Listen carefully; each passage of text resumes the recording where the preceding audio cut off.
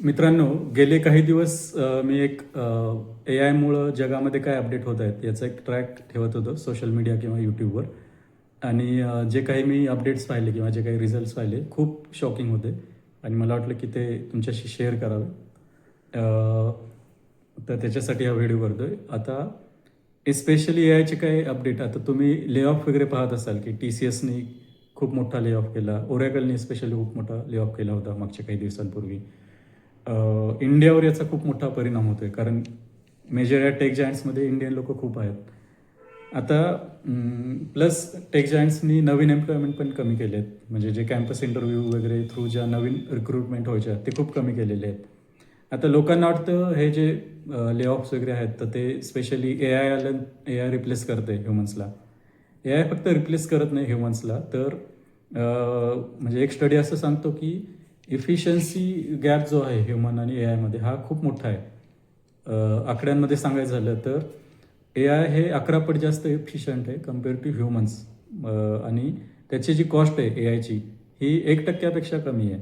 म्हणजे एखादं काम करायला ह्युमन 100 रुपये घेत असेल, एखादा माणूस 100 रुपये घेतोय, तेच काम करायला ए आय पैशांमध्ये घेतो, म्हणजे 1 रुपयापेक्षा कमी रुपये तो घेतो आणि सेम काम तो 11 पटींनी जास्त इफिशियंटली करतो. एवढा मोठा इफिशियन्सी गॅप आहे. त्यामुळे हे ले ऑफ वगैरे हे चालूच राहतील. येत्या वर्षात काय होईल काय सांगता येणार नाही आपल्यासारख्या लोकांना तरी. म्हणजे खूप कमी लोक आहेत ज्यांना आत्ताच्या घडीला माहिती ए आयमुळं काय होणार आहे एक 7-8 वर्षानंतर. त्याचं रिझन मी सांगतो, खूप कमी लोकांना का माहिती आहे त्याचं रिझन मी या व्हिडिओच्या शेवटी सांगतो. दुसरं एक उदाहरण देतो. मी एक पॉडकास्ट पाहत होतो यूट्यूबवर, तर ती पॉडकास्ट होती एक साऊथ इंडियन साडीचा एक ब्रँड आहे. त्यांचे जवळपास 85 स्टोर्स आहेत पूर्ण इंडियामध्ये, किंवा ब्रँच वगैरे आपण चेन म्हणतो ना, तर ती एक साड्यांची एक चेन आहे, मोठा ब्रँड आहे तो साऊथ इंडियामधला.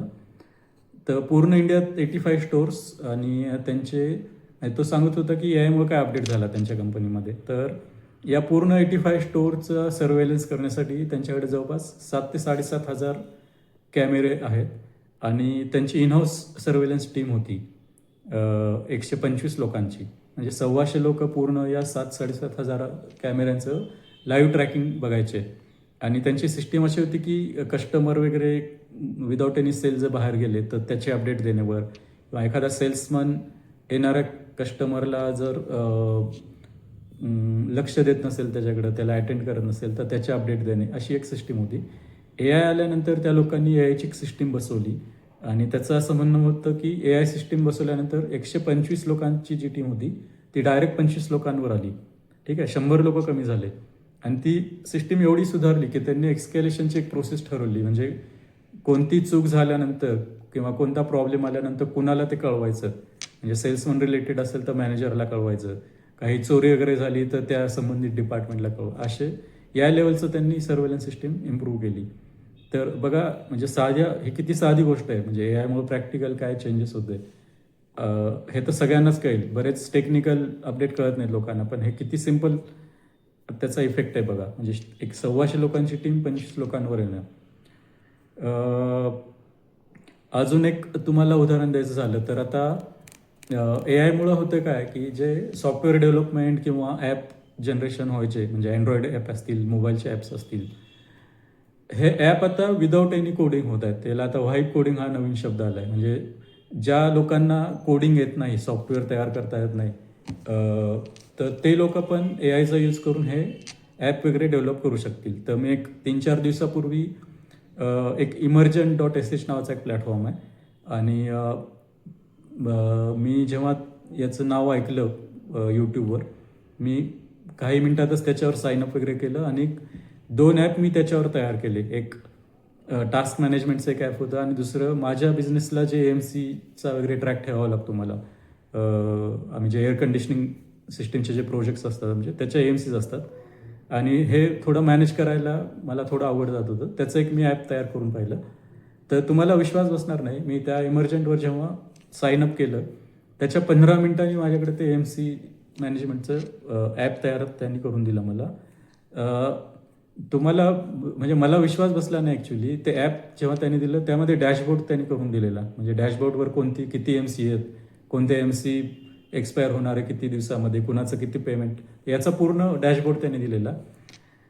त्यांनी पूर्ण अकाउंटिंग त्याच्यात इन्क्लूड करून दिलं रुपीजमध्ये, म्हणजे कोणत्या क्लायंटचे किती पैसे येणे बाकी आहेत, किती दिवसानंतर त्याचं पेमेंट आपण मागायला पाहिजे, टोटल AMCची कॉस्ट काय, असे काही त्यांनी त्याच्यामध्ये इन्क्लुजन करून दिले. टेक्निशियनचे त्यांनी काही पॅरामीटर इन्क्लूड करून दिले. या लेवलचं त्यांनी मला ते ॲप बनवून दिलं 15 मिनिटामध्ये फक्त. मला इमर्जंट पण माहीत नव्हतं आणि ते ॲप कसं तयार करतात, मी खूप वर्षापासून माझी इच्छा होती ॲक्च्युली ॲप तयार करण्याची. तर या लेवलचं आत्ता अपडेट चालू आहेत आणि ते ॲप आपण प्ले स्टोअर असेल अँड्रॉइडचं किंवा ॲपलचं ॲप स्टोअर असेल त्यावर तुम्ही ते अपलोड करू शकता, त्याच्या थ्रू पैसेही कमवू शकता, ठीक आहे, विदाऊट एनी कोडिंग. तर तुम्ही विचार करा, म्हणजे हे सगळं पाहिल्यावर मला स्पेशली हे ॲप जनरेशनचं मला AutoCAD या सॉफ्टवेअरची आठवण झाली. आम्ही जेव्हा इंजिनिअरिंगमध्ये ड्रॉइंग वगैरे काढायचं तर तो खूप अवघड जॉब असायचा. एक ड्रॉइंग काढायला किती तास आम्हाला उभं राहून ते ड्रॉइंग काढावे लागायचे, ड्रॉप्सोन वगैरे यूज करून, ड्राफ्टर वगैरे यूज करून. तर सुरुवातीला जेव्हा CAD नव्हतं तर मोठ्या ज्या कंपन्या असायच्या इंजिनिअरिंगमधल्या, ॲटोमोबाईल असतील किंवा इंजिनिअरिंग मॅन्युफॅक्चरिंग कंपन्या असतील, त्यांचे ड्राफ्टिंगचे असे यार्ड असायचे, शेकडो ड्राफ्ट्समन वगैरे ड्रॉइंग काढायला वगैरे असा तो बिझनेस असायचा. आत्ताही नेटवरचे फोटोज वगैरे अवेलेबल आहेत. आणि जेव्हा CAD आलं तर हे सगळं ॲब्सोल्यूट होऊन गेलं. साध्या एका कॉम्प्युटरवर कितीतरी मोठे ड्रॉइंग काही मिनिटात व्हायला लागले, काही शॉर्टकट कमांड्समुळं.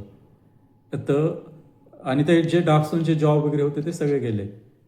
तर सेम थिंग होती. हे जे सॉफ्टवेअर डेव्हलपर्स वगैरे आहेत आत्ता मार्केटमध्ये, IT प्रोफेशनल्स वगैरे, या लोकांचं काय होणार आहे येत्या 7-8 वर्षात, तर त्याचं काही कुणालाच माहीत नाही. खूप कमी लोकांना माहिती काय होणार आहे. हे कोडिंग हा कन्सेप्ट राहणारच नाही 7-8 वर्षांनी, ॲब्सोल्यूट होऊन जाईल.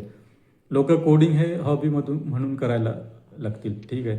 आणि आत्ताची जी पिढी आहे, म्हणजे जे मुलं आता शाळेत जात आहेत 5वी आणि त्याच्या खालच्या वर्गामध्ये, या मुलांना तर विश्वासच बसणार नाही की कोडिंग हा प्रकार एवढा अवघड होता.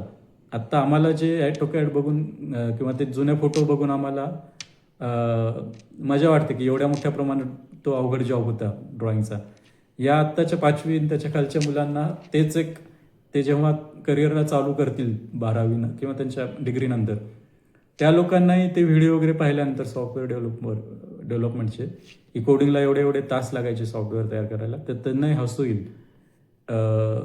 कारण AI मुळे तुम्ही बघाल तर काही मिनिटातच ते ॲप तयार करतोय. बऱ्याच कंपन्यांमध्ये आता ही सुरुवात झालेली आहे की त्यांनी सॉफ्टवेअर डेव्हलपर म्हणा किंवा सॉफ्टवेअर टेस्टिंग हे सगळे डिपार्टमेंट आता कमी करायला सुरुवात केली, त्याची मॅनफोर्स. कारण हे जे ॲप आहेत, मी जे बोललो तुम्हाला इमर्जंट वगैरे, हे फुल स्टॅक ॲप बनवतात, फुल स्टॅक सॉफ्टवेअर बनवतात. फुल स्टॅक म्हणजे काय, तर कोणतंही ॲप तुम्ही बघाल तर त्याला फ्रंट एंड असतो, बॅक एंड असतो, सॉफ्टवेअर टेस्टिंग असेल, मेमरी मॅनेजमेंट असेल, असे काही त्याचे भाग असतात. या सगळ्या प्रोसेस तो इमर्जंट करतो काही मिनिटातच. याला फुल स्टॅक ॲप म्हणतात. फुल स्टॅक ॲप करायला तुम्ही मार्केटमध्ये गेला आणि या लेवलचं, म्हणजे मी जे केलं आहे AMC मॅनेजमेंट वगैरे किंवा टास्क मॅनेजमेंट, याला जवळपास 50,000, 60,000 लोक फी घेतात, जे नॉर्मल डेव्हलपर आहेत. ते तुम्ही चांगल्या एक्सपिरियन्स लोकांकडे गेला तर मे बी ते लाखात फी तुम्हाला चार्ज करतील. तर एवढे अपडेट चालू आहेत किंवा एवढ्या इम्प्रूव्हमेंट चालू आहेत AI मुळं. आता होतंय काय की बऱ्याच लोकांना माहीत नाही की या लोकांचे जॉबचं होणार काय, ठीक आहे. बेरोजगारी वाढणार, काय होणार, नवीन कोणते जॉब येणार, काही माहीत नाही आहे. म्हणजे मी तुम्हाला अजून एक उदाहरण देतो.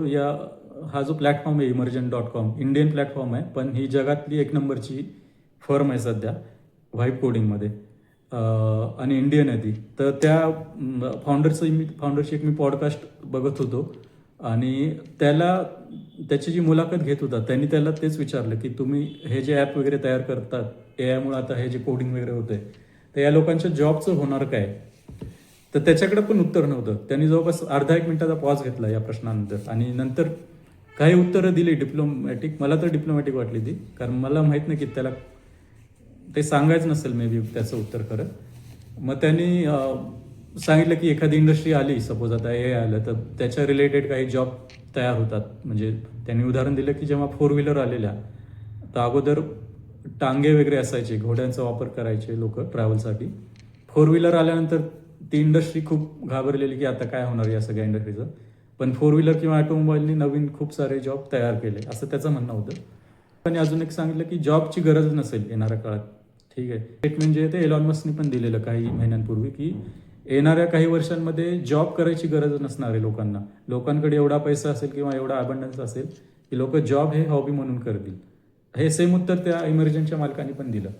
आणि त्यांनी ती टर्म घेतली की WBI. ठीक आहे, तर एलॉन मस्कचं स्टेटमेंट मी ऐकलं तेव्हा मला ही टर्म माहीत नव्हती, पण गेल्या एक 10-12 दिवसात मी जे बोललो AI मी ट्रॅकिंग ठेवलं, तर हे ट्रॅक करताना WBI किंवा GBI हे शब्द माझ्या कानावर आले. तर याचं हे काय कन्सेप्ट आहे, UBI म्हणजे काय, युनिव्हर्सल बेसिक इन्कम, किंवा GBI म्हणजे ग्लोबल बेसिक इन्कम, WBI म्हणजे वर्ल्ड बेसिक इन्कम. सेमच टर्म आहे ही टर्म. आता हे लोकच वापरत आहेत. एलॉन मस्क असेल किंवा हा इमर्जंटचा मालक असेल, मार्क झुकरबर्ग असेल, सॅम अल्टमन असेल, म्हणजे जे AI मधले जे जायंट लोक आहेत ते लोक स्पेशली वापरतात. आता मला तर वाटतं हे लोक, ही टर्म खरंच आहे का प्रॅक्टिकल माहीत नाही, का या लोकांनी मुद्दाम ही टर्म आणली, कारण त्या लोकांना हे AIचे जे परिणाम होणार आहेत ते मे बी झाकायचे असतील, त्यामुळे ही टर्म आली असेल.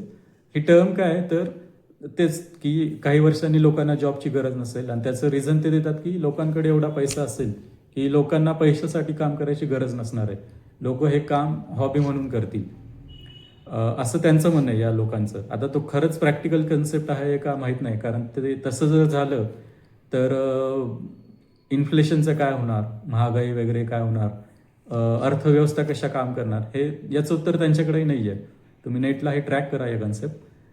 तर या काही डेव्हलपमेंट आहेत AIच्या, मला वाटलं की तुमच्याशी शेअर कराव्यात. सध्या तरी AI शिकणं, AIचे जे प्लॅटफॉर्म आहेत तुमच्या कामाशी रिलेटेड, ते शिकून घेणं हे खूप सध्याच्या घडीला तरी महत्त्वाचं आहे. बेसिक जे नॉलेज किंवा ज्या स्किल्स होत्या त्या खूप कमी दिवसामध्ये आता ॲब्सोल्यूट होणार आहे. म्हणजे सॉफ्टवेअरमध्ये ही खूप भीती आहे लोकांना. तुम्ही तुमचे कोणी असतील सॉफ्टवेअरमध्ये तर त्यांना विचारा. लोक नवीन स्किल शिकतायत आणि काही महिन्यामध्ये काही महिने म्हणजे हार्डली 3-4 महिन्यात ती ॲब्सोल्यूट होती आहे. काही महिन्यापूर्वी लोक पायथॉन वगैरे शिकायचे, तर पायथॉनची गरज नाही भासणार आहे. ठीक आहे, अशा भरपूर स्किल्स आहेत. व्हिडिओ एडिटिंग असेल, ठीक आहे, व्हिडिओ एडिटिंग AIमुळे होतं आहे. इमेज जनरेशन असेल, इमेज बनवण्यासाठी जे आर्टिस्ट लोक असायचे, फोटोशॉप वगैरे हे जे सॉफ्टवेअर होते त्याच्या स्किल शिकायचे, हे सगळे ॲब्सोल्यूट होत चाललेलं आहे. तर बेसिक स्किल शिकण्याऐवजी तुम्ही AI शिकणं आता सध्याच्या घडीला खूप महत्त्वाचं आहे.